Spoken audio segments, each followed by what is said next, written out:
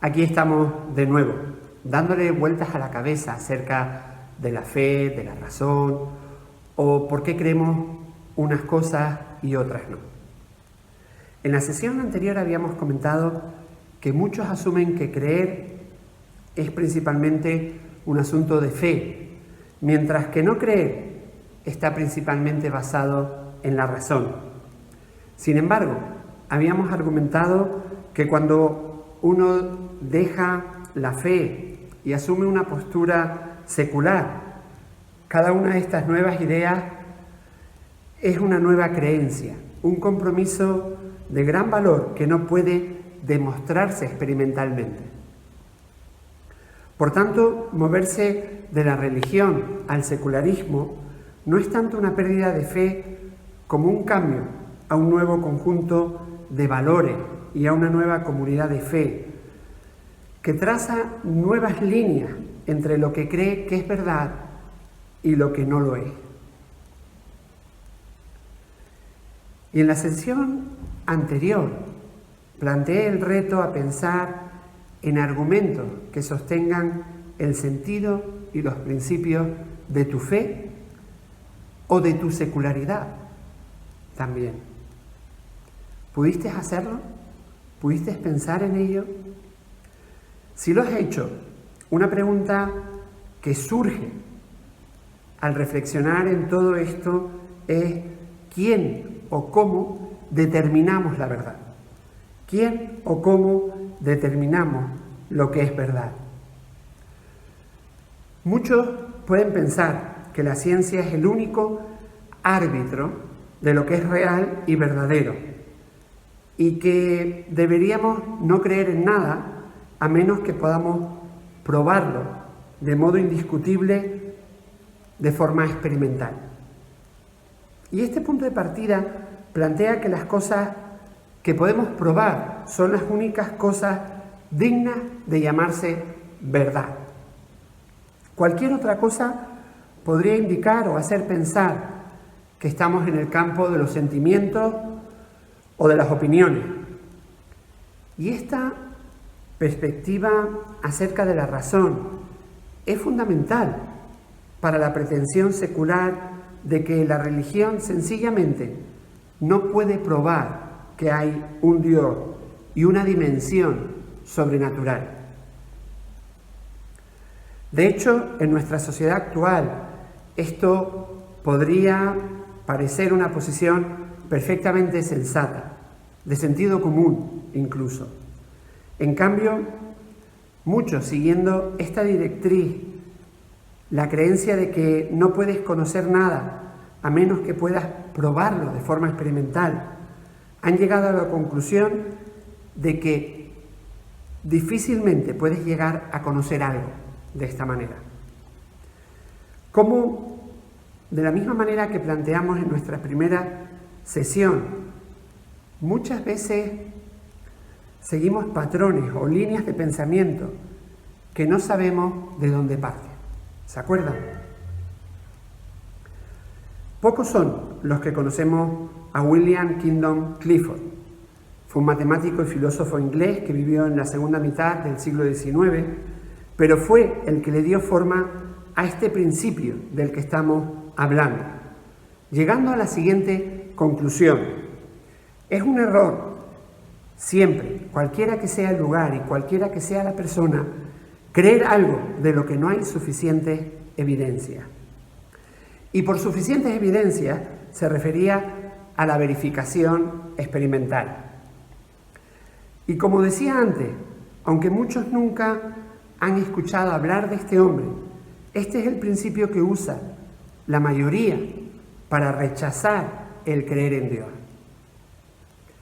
Tim Keller recoge en su libro Una fe lógica que el filósofo ateo Bertrand Russell partió de este principio cuando se le preguntó qué haría si muriera y se encontrase frente a Dios. Respondió que se defendería diciendo: Señor, ¿por qué no me diste mayores evidencias? Sin embargo, esta perspectiva de la razón aunque la hayan utilizado muchos a lo largo de la historia y aún la sigan usando hoy en día, tiene problemas complicados de superar o incluso insuperables. Y vamos a plantear dos de ellos. Yo te invito también a que sigas pensando en otros, aparte de estos dos que voy a compartir. Y el primero, aunque parezca obvio, es que no puede satisfacer sus propios principios. Según la tesis de Clifford, no deberíamos de creer algo a menos que podamos probarlo experimentalmente, empíricamente. Pero, ¿cuál es la prueba experimental, empírica, para esa proposición? ¿Para lo mismo que está afirmando Clifford? Y el segundo problema que planteamos es que pocas de nuestras convicciones sobre la verdad pueden demostrarse científicamente. Es cierto que podemos llegar a probar que una sustancia A en determinadas condiciones se comporte de determinada manera y cualquier persona racional pudiera entenderlo. Pero no podemos probar lo que creemos sobre la justicia, lo que creemos sobre los derechos humanos, ni que las personas son iguales en dignidad y en valor, ni que nuestros principios sean malos o sean buenos. Y este segundo planteamiento significa que si en otras de nuestras creencias usamos el mismo principio de evidencia que muchas personas seculares usan para rechazar el creer en Dios, ninguno podría justificar absolutamente nada. Lo único que sería correcto creer sería aquello que se pudiera comprobar en un laboratorio, únicamente eso. El filósofo norteamericano Peter Van Inwagen plantea que el ensayo de Clifford se asigna o se aplica o se usa a menudo en las clases de teología, de religión, pero nunca en las clases de epistemología, la cual aborda el hecho de cómo conocemos lo que conocemos. Y esto se debe a que este filósofo afirma que casi no hay maestros de filosofía en Occidente que piensen que Clifford tuviera razón en ese planteamiento, que estuvieran de acuerdo o que estén de acuerdo hoy en día con ese planteamiento.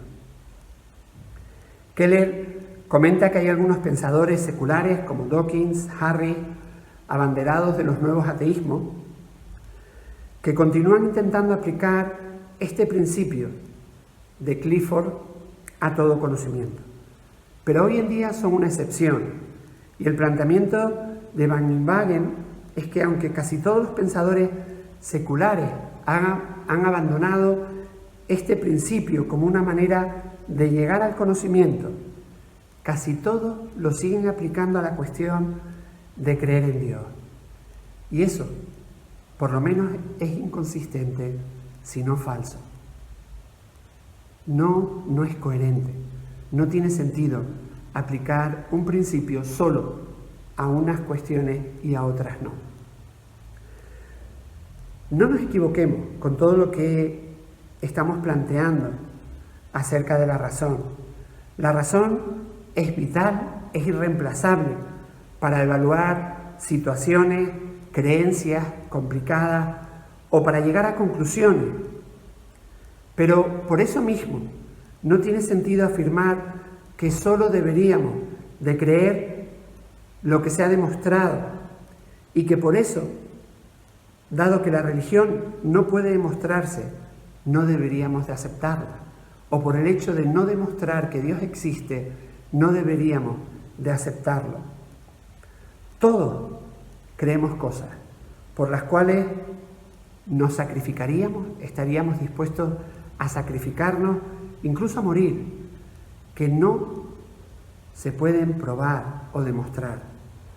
Las creemos por una combinación de argumentos racionales, vivenciales y sociales. Y aunque no se puedan demostrar, no significa que no sean verdad. ¿No te hace plantear todo esto que cuando exiges que la fe en Dios cumpla una serie de requisitos que no aplicas a otro compromiso sobre lo que basas tu vida, estás actuando de forma incoherente o poco racional? ¿No te lo planteas? Sería importante que reflexionáramos sobre ello.